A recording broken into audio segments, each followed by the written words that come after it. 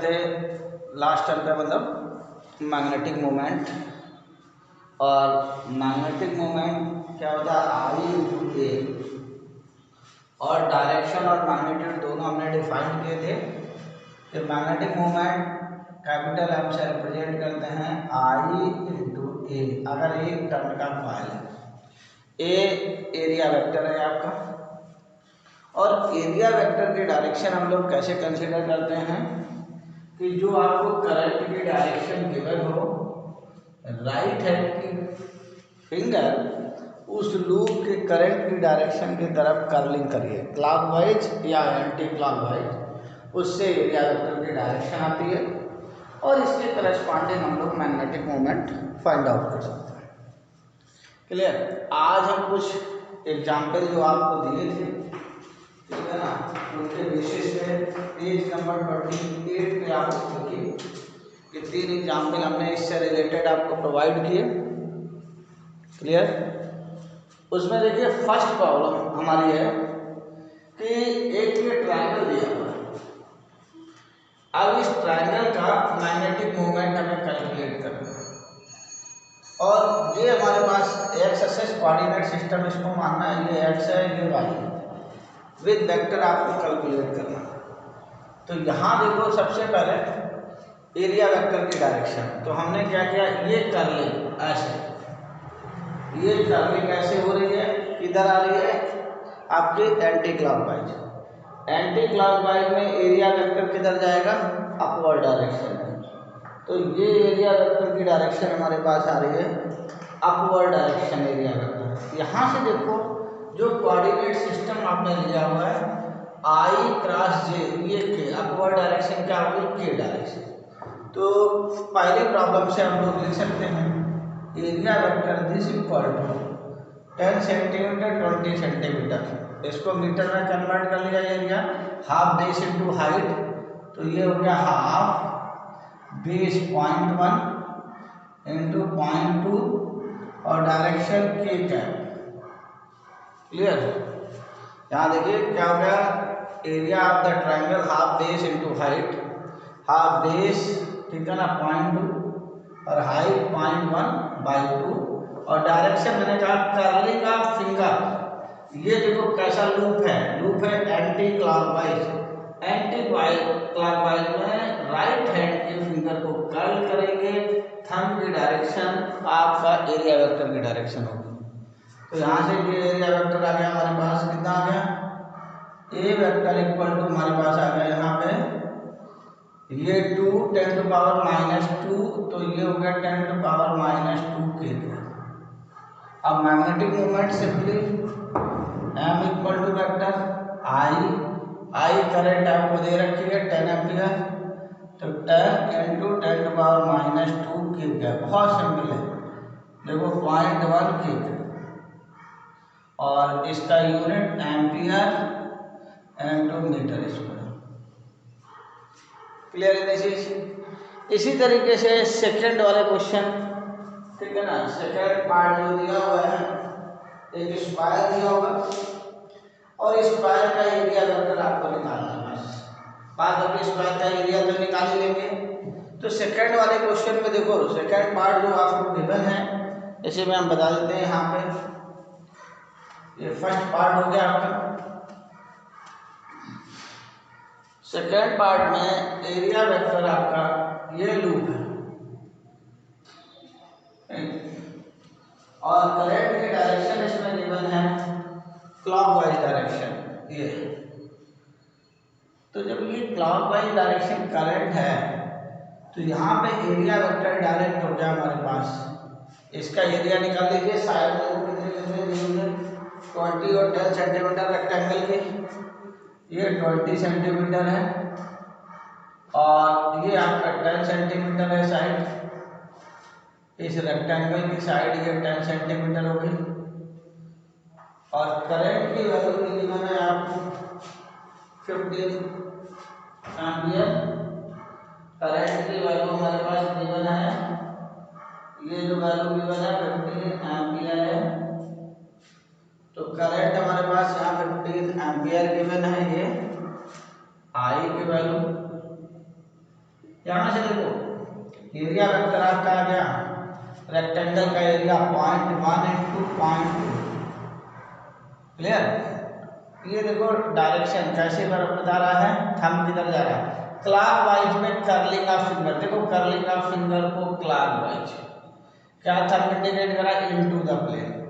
Into the plane हमने अभी बताया आपको कैसे निकालते हैं, ये एक्स है ये वाई है। यहाँ से देखो ये जेड हो गई, तो के जो है कैसी होगी डायरेक्शन, इनटू द प्लेन, तो ये माइनस के है, इसलिए एरिया वेक्टर यहाँ पे आ गया A vector equal to 2 into 10 to power -2 और ये माइनस के है। क्लियर। ये आपका एरिया वेक्टर आ गया। एरिया वेक्टर के बाद अब मैग्नेटिक मोमेंट चाहिए, तो simply M vector equal to I into A. I देखो कितना है 15 एम्पियर, ये प्लस किया, एरिया वेक्टर आ गया 2 इंटू 10⁻⁻2 माइनस के का, दैट मीन्स ये आ गया 0.3 माइनस के का एम्पियर मीटर स्क्वायर। तो ये सिंपल सी प्रॉब्लम जो भी ज्योमेट्री दी हो, आपको कुछ नहीं करना, जो ज्योमेट्री आपको गिवन है उसका आपको एरिया लेना और एरिया से मैग्नेटिक मोमेंट आ जाएगा। ये दो सिंपल ज्योमेट्री हमने ले ली।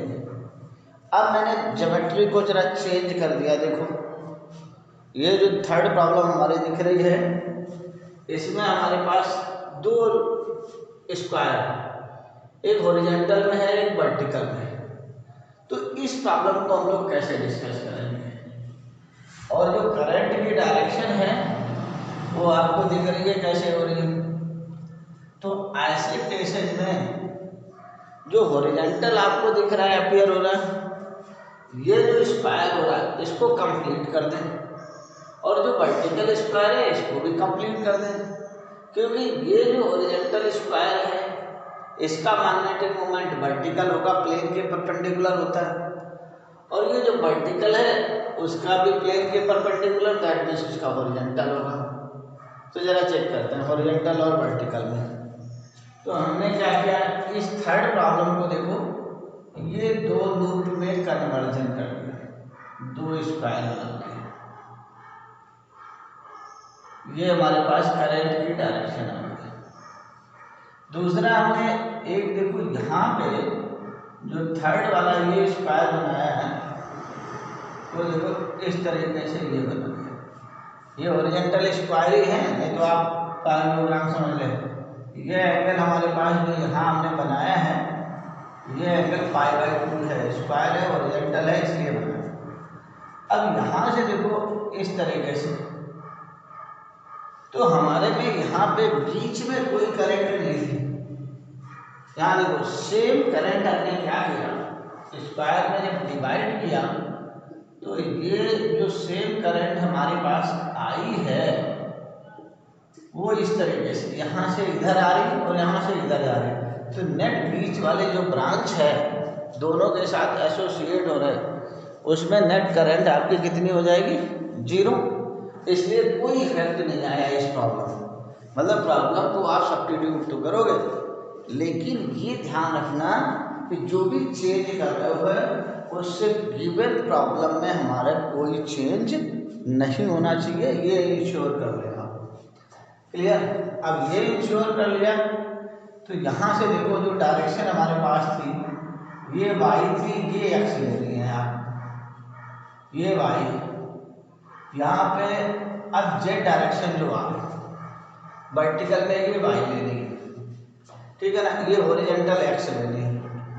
तो देखो अब वर्टिकल हमारे पास एक्स क्रॉस वाई जो ये आ रही है परपेंडिकुलर, वो हमारे पास के होगी, तो जो ये हमारे पास डायरेक्शन कर्लिंग ऑफ फिंगर क्या होगी, माइनस के। तो जो ये एरिया हो गया हमारे पास, एरिया वेक्टर ऊपर वाले का A1 का, A1 वेक्टर देखो ये 10 सेंटीमीटर का स्क्वायर है, तो 0.1 इंटू 0.1 इंटू डायरेक्शन सब लोग बहुत ध्यान से इधर देखो, ये curling of right hand finger ऐसे थंब किधर जा रहा, into the plane, that means minus के। इसका मीनिंग होगा A1 हमारे पास वेक्टर आ गया 10 टू पावर -2 -3। क्लियर? ये डायग्राम से क्लियर हो गया। अब जरा इधर देखो, ये जो डायरेक्शन है हमारे पास जेड की, वो जेड की डायरेक्शन ये नहीं, ये है ऐसा, ये माइनस जेड है हमारे पास। तो इधर देखो, ये हॉरिजॉन्टल प्लेन में ये हमारे पास -z, ये x। तो ये इसको घुमाया तो कैसे जा रहा है? नीचे की तरफ आ रहा है ये प्लेन। दैट मीन्स क्या हो गया? -j का। तो इसमें जो एरिया वेक्टर हमारे पास जा रहा है A2 vector this equal to 10, ठीक है ना? ये हो गया 0.1 इंटू 0.1 इंटू -j का। That mean A2 equal to 10 to power -2 -j का। क्लियर हुआ एरिया वेक्टर दोनों में? अगर ऐसे नहीं समझ पाता तो यहाँ भी समझ सकते हैं आप, ठीक है ना? ये देखो k है तो ये -k हो जाएगा, -k cross i, k cross i j होता है माइनस लिया। तो इधर से भी समझ सकते हैं, दोनों मेथड हैं, जो आपको सुइटेबल लगे यहाँ पे अप्लाई कर सकते हैं। अब इसका मैग्नेटिक मोमेंट हमारे पास हो गया फर्स्ट वाले का m1 वेक्टर हो गया, I से मल्टीप्लाई कर देना। I करंट की वैल्यू देखो आपको फिगर में गिवन है, कितनी है? 20 एम्पियर। I हमारे पास यहाँ पे दिया हुआ है 20 एम्पियर। तो ये I की वैल्यू हमने 20 एम्पियर दोनों केस में अप्लाई कर दी। तो ये 20 into 10 to power -2 k cap, 20 से ये आ गया 0.2 k कैप माइनस के, और ये M2 आ गया हमारे पास 20 into 10 to power -2 j cap, that means 0.2, ठीक है ना? j cap -0.2 j cap. Clear? अब ये दो वेक्टर क्वांटिटी आपने निकाल ली यहाँ से। ये दो वेक्टर हैं, नेट मैग्नेटिक मोमेंट चाहिए। तो नेट मैग्नेटिक मोमेंट हम लोग कैसे फाइंड आउट करेंगे? इधर देखो, वेक्टर सम दो क्वांटिटी का वेक्टर एडिशन, ये m vector this equal to क्या ले सकते हैं? m1 vector plus m2 vector, simply add कर दीजिए। सिंपली ऐड करेंगे तो ये आ जाएगा हमारे पास, माइनस कॉमन ले लीजिए, 0.2 k cap plus 0.2 j cap, 0.2 common ले लीजिए, minus j cap plus k cap.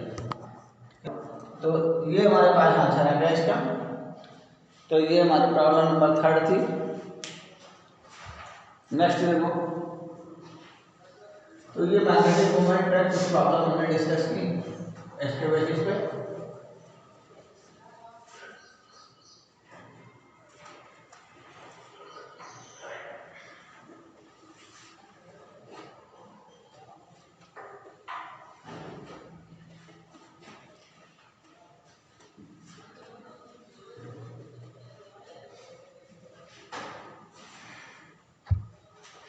Next हम लोग आगे बढ़ते हैं, इसी पे एक और प्रॉब्लम मैग्नेटिक मोमेंट है, ए नॉन कंडक्टिंग रिंग। इधर देखो हमारी प्रॉब्लम क्या है? नॉन कंडक्टिंग रिंग,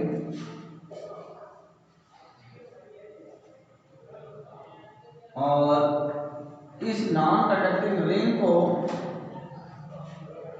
इधर देखो, इसके एक्सेस के अबाउट ऐसे अपने एंगुलर वेलोसिटी ओमेगा से रोटेट कर, और इसका चार्ज ओमेगा हमारे पास इसकी एंगुलर वेलोसिटी,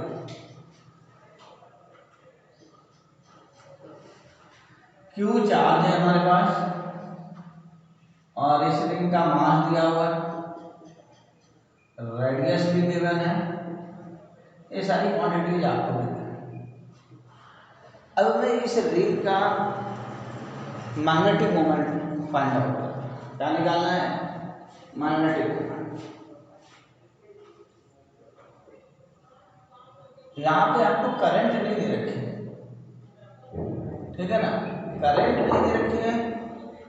तो सबसे पहले हमने जो इक्वेशन बताया है किस पे अटेंशन जाएगा, मेरा करंट पे, I इंटू ए। तो पहले बार चार्ज को कन्वर्ट करना पड़ेगा, ठीक है ना, किसमें, करंट। अब चार्ज को कन्वर्ट करने के लिए करंट में देखो कैसे कन्वर्ट करेंगे कि I करंट इक्वल टू, यहाँ पे हम ऐसे रोटेट कर रहा, पॉजिटिव चार्ज है तो ये चार्ज ऐसे जा रहा है, तो करंट I इक्वल टू हम लिख सकते हैं चार्ज बाई टाइम। टाइम मतलब रोटेशन का टाइम, कि अगर एक पॉइंट यहाँ पे हम देखें तो ये पॉइंट से एक टाइम पीरियड में कितना चार्ज पास कर रहा है, तो टोटल चार्ज क्यू पास कर रहा है, और टाइम पीरियड में, ठीक है ना, टी हो गया एवरेज टाइम। तो यहाँ से करंट की वैल्यू आ गई हमारे पास क्यू, टाइम पीरियड देखो टी का इक्वेशन होता है 2π/ओमेगा, ये हमारा टाइम पीरियड है। तो यहाँ पे वैल्यू हमने प्लेस कर दी 2π/ओमेगा, ओमेगा होता ये सर, क्लियर। तो ये हमारे पास जो सर्किट था, लूप था, उसकी करंट आ गई कि इस सर्किट में इक्विवेलेंट करंट कितनी है, अगर Q charge omega angular velocity से रोटेट कर, क्लियर यहाँ पे, क्यू चार्ज अगर एंगुलर वेलोसिटी ओमेगा से रोटेट करता है तो उसके करस्पॉन्डिंग हमारे पास जो करंट आती है वो वैल्यू हमने फाइंड आउट कर लिया। यहाँ तक क्लियर होगा। अब कुछ बच्चे क्वेश्चन ये पूछेंगे यहाँ पे कि ये आपने नॉन कंडक्टिंग क्यों लिया, इसको कंडक्टिंग क्यों नहीं लिया। तो बेटे देखो प्रॉब्लम क्या है, कंडक्टिंग में कंडक्टर में चार्ज अपनी जगह से डिस्प्लेस होता है, तो हम ये फाइंड आउट नहीं कर सकते हैं कि इस पॉइंट से कितने टाइम में कितना चार्ज पास है। हो सकता है कि डिस्प्लेस होकर इधर चला गया, कुछ इधर आ गया। अब नॉन कंडक्टिव में क्या है, जो चार्ज जहाँ पे हमने प्रोवाइड किया है इस रिंग की, ठीक है ना, पेरिफेरी पे, रिंग पे, वो चार्ज अपनी जगह वैसे ही प्लेस करेगा। इसके मीनिंग ये हुआ कि जो ये क्यू चार्ज रिंग की अगर एंगुलर वेलोसिटी ओमेगा है, तो जो भी चार्ज इसमें थ्रू आउट डिस्ट्रीब्यूटेड है उस सब पार्टिकल के चार्ज, पार्टिकल की वेलोसिटी, एंगुलर वेलोसिटी ओमेगा, उस केस में हम ऐसा डिसाइड नहीं कर सकते। इसलिए हमने यहाँ पे क्वेश्चन में लिखा है कि नॉन कंडक्टिव, मतलब ये नॉन कंडक्टिंग के केस में ही अप्लाई होगा। क्लियर इतनी चीज। अब हमारे पास करंट आ गई, तो देखो करंट हमारे पास किस डायरेक्शन में, पॉजिटिव चार्ज ऐसे, ये ऐसे आ गया, तो एरिया वेक्टर ऊपर की तरफ हो गया।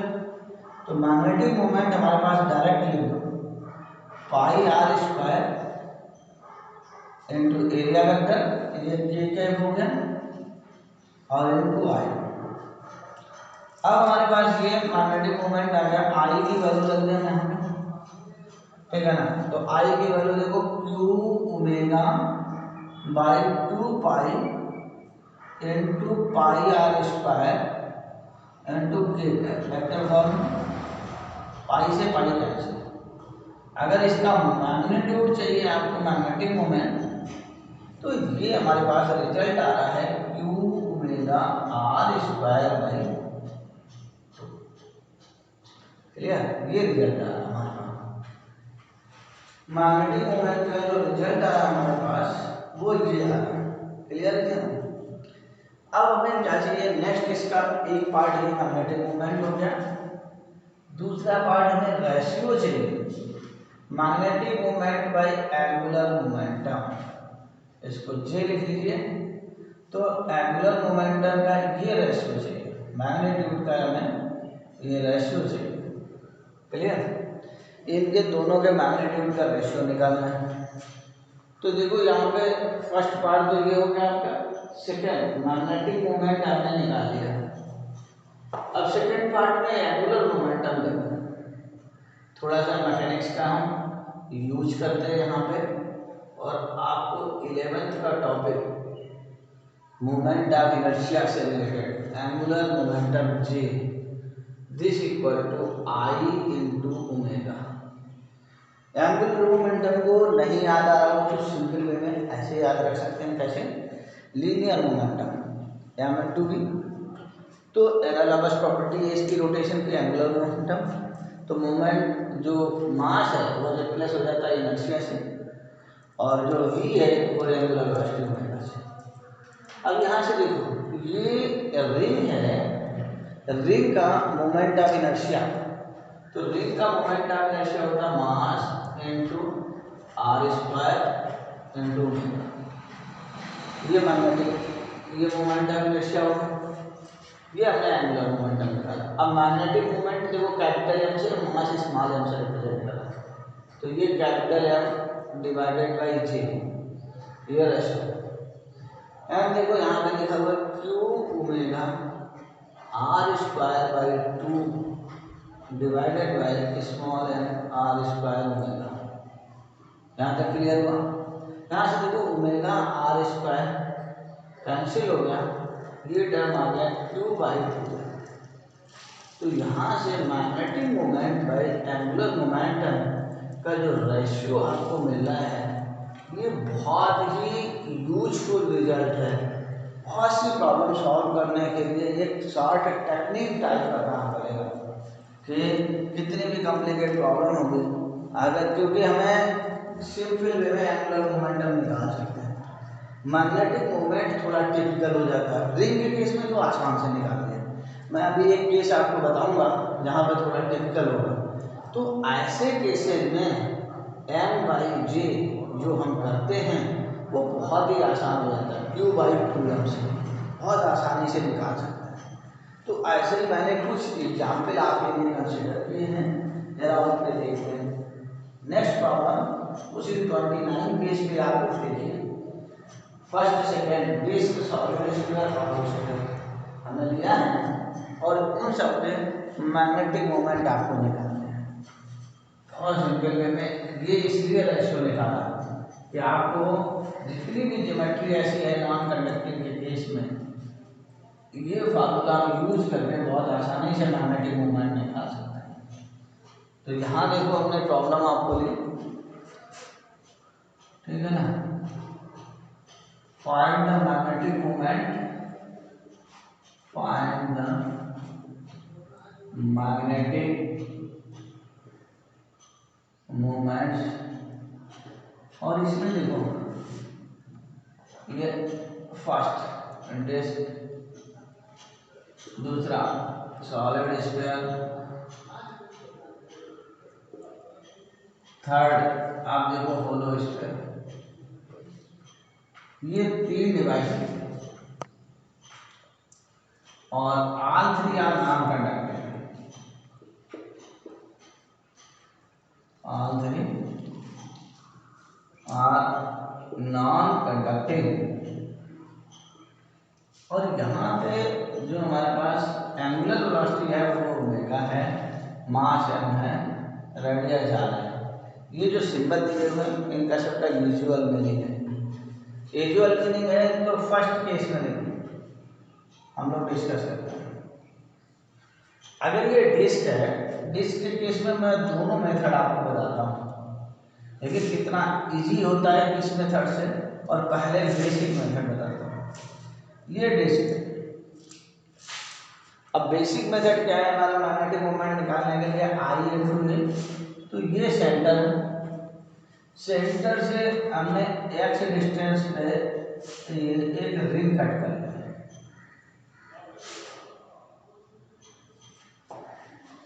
रिंग कट कर ली। रिंग की रेडियस हमने यहाँ पे ले ली है, रिंग रेडियस उसकी हो गई हमारे पास रिंग में x, और थिकनेस हमने रिंग की, यहाँ देखो थिकनेस हमने कंसिडर कर लिया आपकी dx, क्लियर देखिए। अब dx है, टोटल चार्ज इसका q है, ये सब यूजुअल मीनिंग है, चार्ज q रेडियस, ठीक है। यहाँ से देखो इस डिस्क का जो ये रिंग कट कर रही डिस्क में से ये एरिया थिकनेस से एरिया निकाल लिया।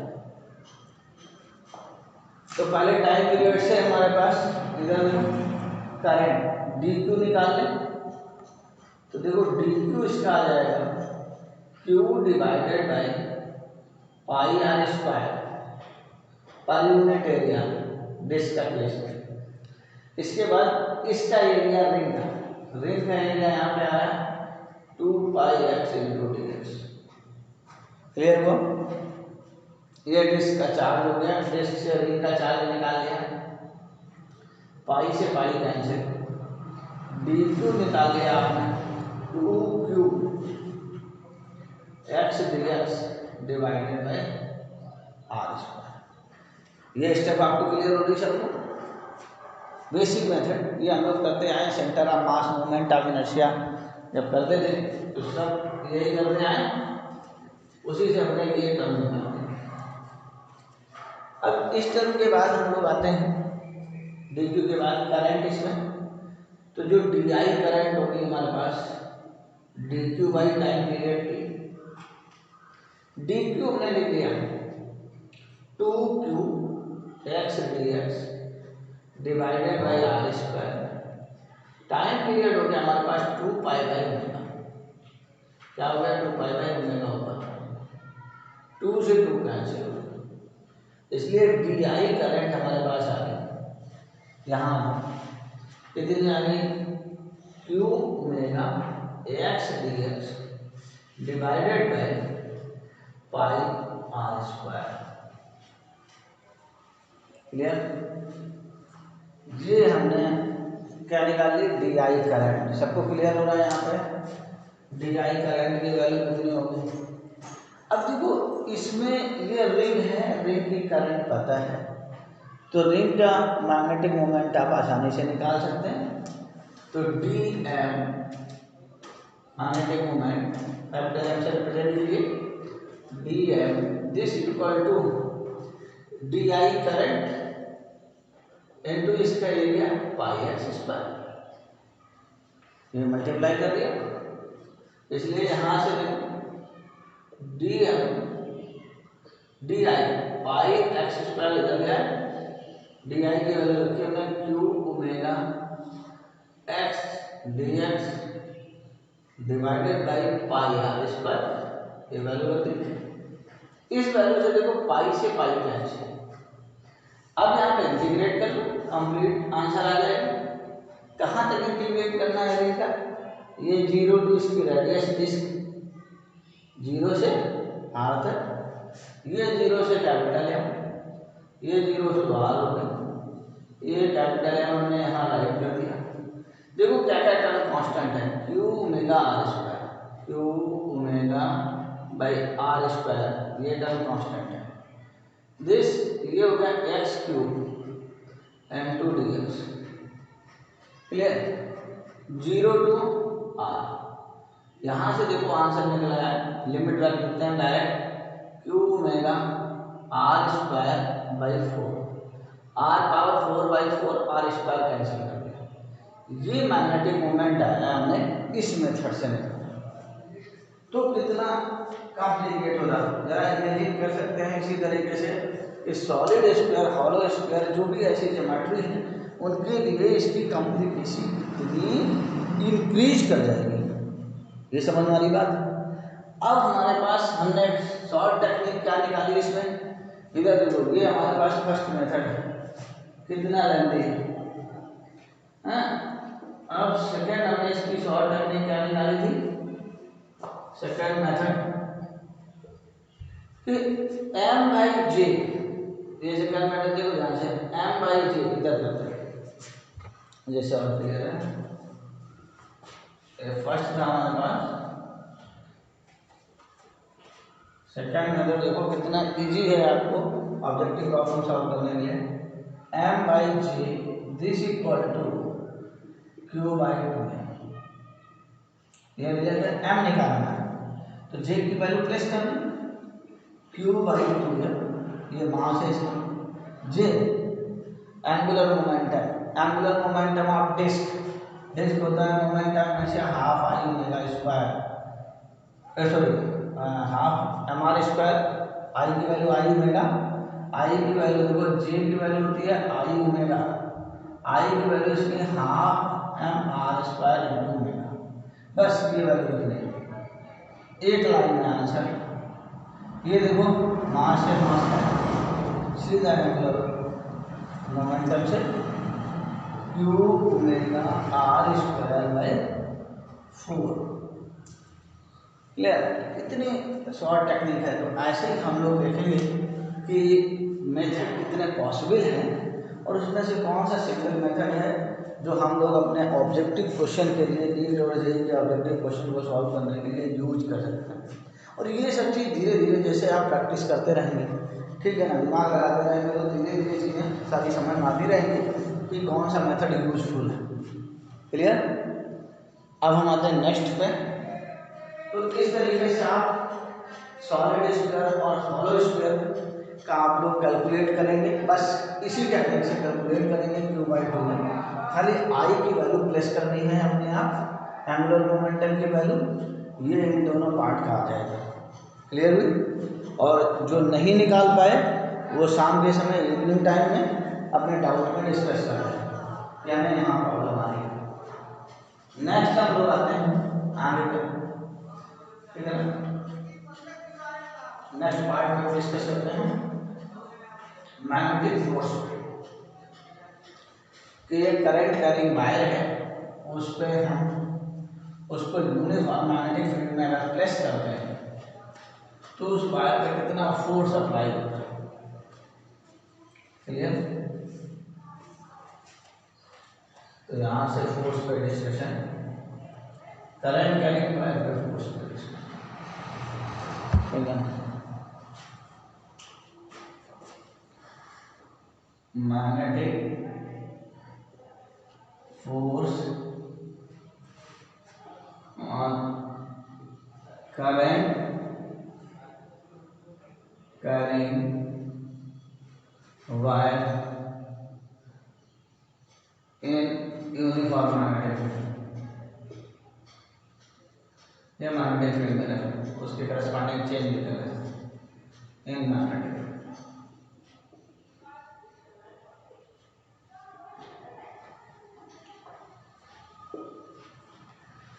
क्लियर है? अब इसके लिए देखो हम लोग एक वायर हमने कंसीडर कर लिया, ये इसमें करंट आ जा रही और इसमें ये हमने एक डीएल एलिमेंट ले लिया और डीएल की डायरेक्शन जो है करंट की डायरेक्शन, और ये यूनिफॉर्म मैग्नेटिक फील्ड होते हैं यहाँ पे। समझ आ रही? ये नॉन यूनिफॉर्म भी हो सकती है तो डीएल पे भी अप्लाई कर सकते हैं। तो यूनिफॉर्म हो या नॉन यूनिफॉर्म हो, डीएल के लिए हमें कोई प्रॉब्लम नहीं। तो यहाँ पे हमारे पास फोर्स का फार्मूला हम लोग जानते हैं कि ये करंट कैरिंग वायर है, आई करंट है, तो फोर्स ऑन चार्ज पार्टिकल आपने लिखा जाएगा equal to Q B cross B. ये देखा था ना, इसको हम लोग जानते हैं लॉरेंज फोर्स। तो आप लोग ये जानते हैं कि फिजिक्स में बहुत, ठीक है ना, कम जो लॉज हैं उन्हीं से एक दूसरे को सब्स्टिट्यूट करके निकाला गया और रिजल्ट ड्राइव किया गया। तो जो लॉरेंज फोर्स है चार्ज पार्टिकल पे, उसी से ड्राइव करके हमने करंट कैरिंग एलिमेंट के लिए फोर्स की वैल्यू निकाली। जरा देखते हैं कैसे निकालते हैं। तो ये डीएल एलिमेंट है। अब इस वायर में n number of free electron per unit volume, number of free electrons per unit volume. Clear है? जैसे ये हमारे पास n का नंबर दिया हुआ है, n का नंबर दिया हुआ है हमारे पास। तो यहाँ से देखो आई करंट को हम लिख सकते हैं, आई की वैल्यू क्या लिख सकते हैं, N E A B, A current की वैल्यू। क्लियर? ये करंट की वैल्यू है। तो यहाँ से टोटल चार्ज हमारे पास क्यू लिख सकते हैं, टोटल चार्ज कौन फ्लो कर रहा है, फ्री इलेक्ट्रॉन। तो फ्री इलेक्ट्रॉन हमारे पास टोटल चार्ज हो गया एन ई ए इंटू डी एल, और ये चार्ज नेगेटिव है, मतलब डायरेक्शन इसकी अपोजिट है। तो ये यहाँ से देखो ऐसे क्यू, क्लियर चीज, क्यू की वैल्यू हमने यहाँ प्लेस कर दी, एफ इक्वल टू ये हमने रख दिया यहाँ पे, देखा ना, डी एफ मान लें क्योंकि डी एल यूज करेंगे, तो minus N E A D L N to B cross B. ये बात समझ में आ रही है। नेगेटिव चार्ज पे तो ये डी एफ हमारे पास आ गया, इधर देखो माइनस एन ई ए, इस जगह पे ये जो है बी डी आ जाएगा, तो ये माइनस साइन यहाँ से उठा के और ये डी एल इधर है, इसको ऐसे माइनस बी डी कर दें। अब इलेक्ट्रॉन की वेलोसिटी होगी ड्रिफ्ट वेलोसिटी ऐसे। अब जो ड्रिफ्ट वेलोसिटी ऑफ इलेक्ट्रॉन होती है, हम लोग जानते हैं कि करंट के अपोजिट होती है। तो डायरेक्शन है, अगर मीडियम टर्म को इधर ले आए और डीएल को करंट की डायरेक्शन में कर दें, तो जब ये एरो लगाएंगे तो हम क्या लिख सकते हैं यहाँ से सब्स्टिट्यूशन कि डीएल जो है कैप, डायरेक्शन की बात कर रहे हैं, ये माइनस बी डी कैप उसके अपोजिट। आई बात समझ में? तो इसके लिए हमने यहाँ पे फॉर्मूला सब्स्टिट्यूट कर लिया, D F factor equal to N E A, B D को इधर ले आए और ये डी एल हमने वेक्टर लगा दिया इसमें करंट की डायरेक्शन में, ये क्लियर सब्स्टिट्यूशन। यहाँ से हमारे पास फोर्स आ गया इस एलिमेंट में, डी एफ इक्वल टू ये आई होगी, I D L cross B. समझ में? तो ये हमने ड्राइव कर लिया रिजल्ट, किससे ड्राइव कर लिया, हमारे पास जो लॉरेंज फोर्स था, लॉरेंज फोर्स से ही हमने करंट एलिमेंट पे ड्राइव कर लिया कि डीएल एलिमेंट अगर होता है तो हम लोग फोर्स कैसे फाइंड आउट करेंगे, वो हमने देख लिया यहाँ पे। क्लियर है चीज? इतनी बात समझ में आ रही सबको? डीएल की डायरेक्शन याद रखिए, ये देखो बीडी के अपोजिट में कैप लगाया, यूनिट वेक्टर है, मैग्नीट्यूड नहीं है, इसलिए यूनिट वेक्टर दोनों के माइनस लगा दो तो इसके इक्वल हो जाएगा, इसलिए ये फोर्स आ गया। अब हमें सब्स्टिट्यूट करके इस रिजल्ट को, अगर लेंथ लार्ज हो तो देखो हमारे पास ये डीएल थी वेरिएबल और ये बी वेरिएबल हो जाएगा ऐसे केसेस में। अगर बी को आप कांस्टेंट ले लें, यूनिफॉर्म फील्ड ले लें, वैसे तो बेसिक यहाँ से ट्राई करेंगे, लेकिन अगर हम क्या करें, बी को कांस्टेंट सपोज कर लें, इस वायर को रखें, तो देखते हैं एक जनरल शेप का लूप लेते हैं, एक प्रॉब्लम लेते हैं, उसी पेज में आपने देखा नीचे मैंने इसी से रिलेटेड एक प्रॉब्लम ले ली, ठीक है ना, सेम पेज में आई और उसी में एक प्रॉब्लम ली है कि एक सेमी सर्कुलर वायर है पी एस क्यू, उसकी रेडियस आर। देखना जरा, ये semi circular wire P S और ये क्यू है, ये वायर है सेमी सर्कुलर वायर और ये सेंटर है इसका, ये रेडियस इसकी are, semi circular wire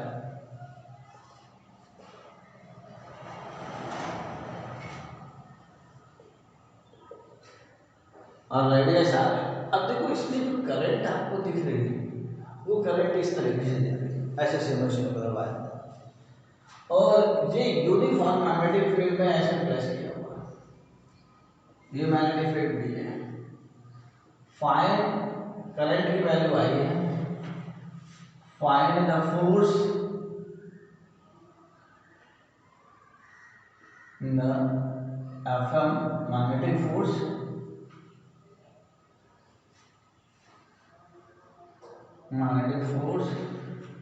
on this wire. Problem समझ में आ रही?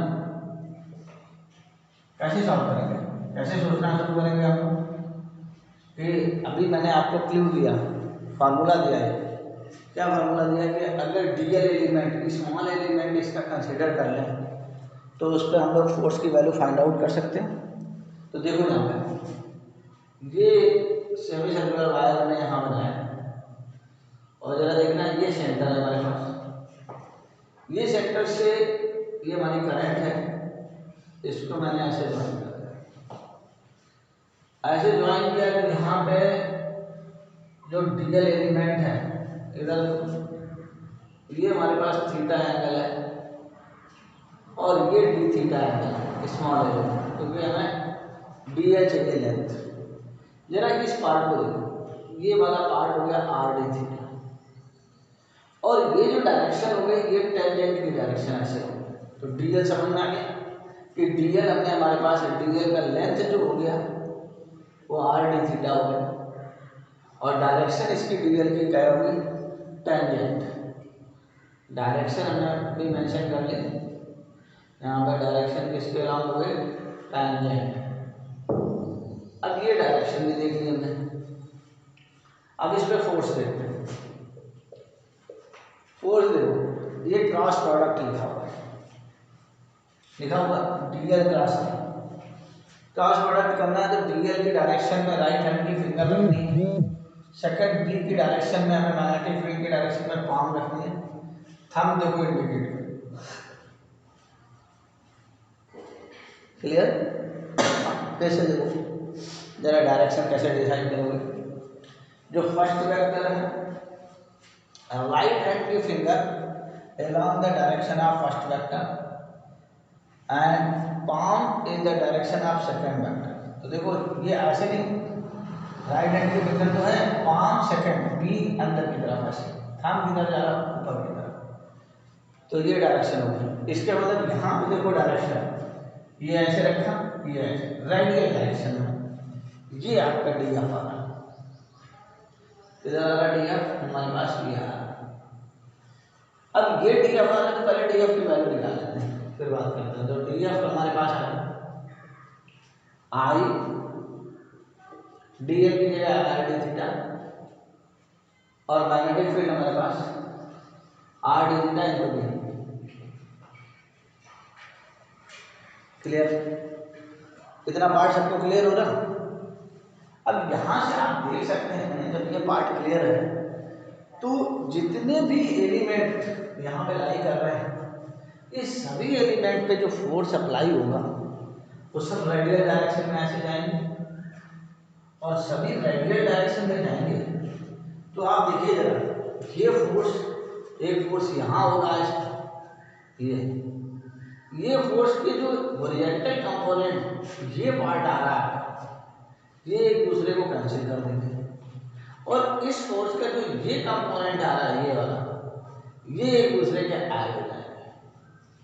यहाँ तक समझ में आ रहा है? इसका मीनिंग ये हुआ कि अगर हम इसका वर्टिकल कंपोनेंट निकालें, ये थीटा है तो ये 90 माइनस थीटा हो गया हमारे पास, तो ये एंगल भी 90 माइनस थीटा हो गया। तो जो नेट फोर्स आएगा इसमें बाई कंपोनेंट आता है। क्या आ जाएगा? By component. बात मेरी क्लियर हो रही? कौन से कंपोनेंट आएगा? Y component. तो वाई कंपोनेंट यहाँ पे लिखे हैं D F Y, this equal to I R D theta B into Y component of this, तो ये हो जाएगा cos 90 minus theta sine. Clear है? अब ये देखो सबके बाई कंपोनेंट ऐड हो रहे हैं तो यहाँ से हम लिमिट अप्लाई कर दो, तो ये हमने लिमिट अप्लाई कर दी 0 टू एफ नेट और ये थीटा की वैल्यू देखो, ये पूरा हाफ सर्कल कंप्लीट करना, कितना आ जाएगा 0 टू पाई। एफ हमारे पास आ गया यहाँ से I R B sine theta का इंटीग्रेशन माइनस कॉस थीटा, और कॉस थीटा पे आपने लिमिट प्लेस कर दी 0 टू पाई। और लिमिट जब आपने प्लेस ही कर दी यहाँ पे तो वैल्यू देखो कितनी आ जाएगी, I R B cos minus cos pi आ जाएगा प्लस कॉस 0 आ जाएगा, और ये -1 माइनस माइनस प्लस 1 ये प्लस 1। एफ का आंसर आ गया देखो 2, ऐसे लिखिए जरा सिंपल करना, आई 2r इंटू बी। यहाँ से देखो आई एल बी से आपको दिख रहा है, आई डी एल का डी एल क्या दिख रहा है 2r। इसका ये कुछ ऐसा नहीं अपियर हो रहा है कि जैसे ये वायर था इसका shortest length, this is the diameter. Clear? तो देखो क्या कंक्लूजन निकलता है, बहुत इंपॉर्टेंट कंक्लूजन। ये हमने एक एग्जाम्पल देके तुम्हें बेसिक से स्टार्ट करके समझाया है, लेकिन इसका ओवरऑल क्या कंक्लूजन आता है। तो ओवरऑल कंक्लूजन ये आया कि कोई भी वायर है, किसी भी शेप का है, अगर यूनिफॉर्म मैग्नेटिक फील्ड में आप प्लेस करते हो, जैसे किसी भी शेप का वायर हम ले लें, ऐसे करके ऐसे किसी भी, अगर इसको हम, ये करंट है और ये मैग्नेटिक फील्ड में प्लेस करते हैं, तो वायर के लिए क्या करना होता है कि पहला पॉइंट P, ये पॉइंट Q, ये पॉइंट मान लीजिए R, और इनका शॉर्टेस्ट लेंथ निकालना। तो शॉर्टेस्ट लेंथ से हमारे पास ये वेक्टर हमारे पास जा रहा है शॉर्टेस्ट लेंथ, और इसको रिमूव करके करंट की डायरेक्शन ऐसे मानते हैं, तो डायरेक्टली ये जो वायर है आपका ये रिप्लेस हो जाता है ऐसे, इसे फिर PQ लेंथ आ जाती है, ये करंट आई आ गई, ये मैग्नेटिक फील्ड आ गई। अब यहाँ से देखो डायरेक्शन और मैग्नीट्यूड दोनों बहुत आसान हो जाएंगे। किसी भी शेप का यूनिफॉर्म अगर मैग्नेटिक फील्ड होती है तो आपको कोई प्रॉब्लम नहीं, इसको ऐसे शॉर्टेस्ट लेंथ और लेफ्ट की वैल्यू हम डायरेक्ट लिख सकते हैं I into PQ into P, ये बिल्कुल सिंपल फार्मूला।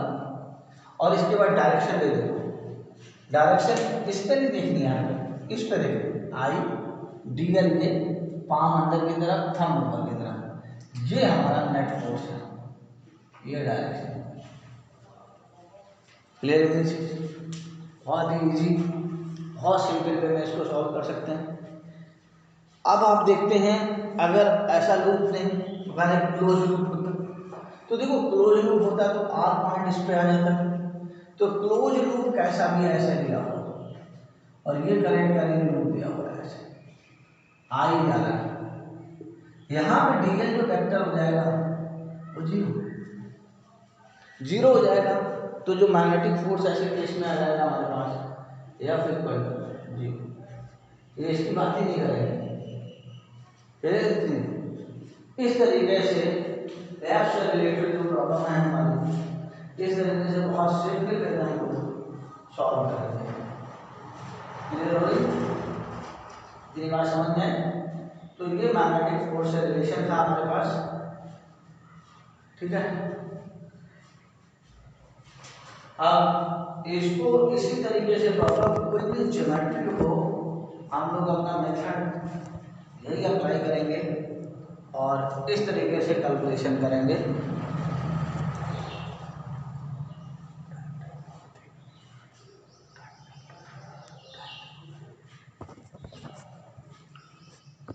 ठीक है।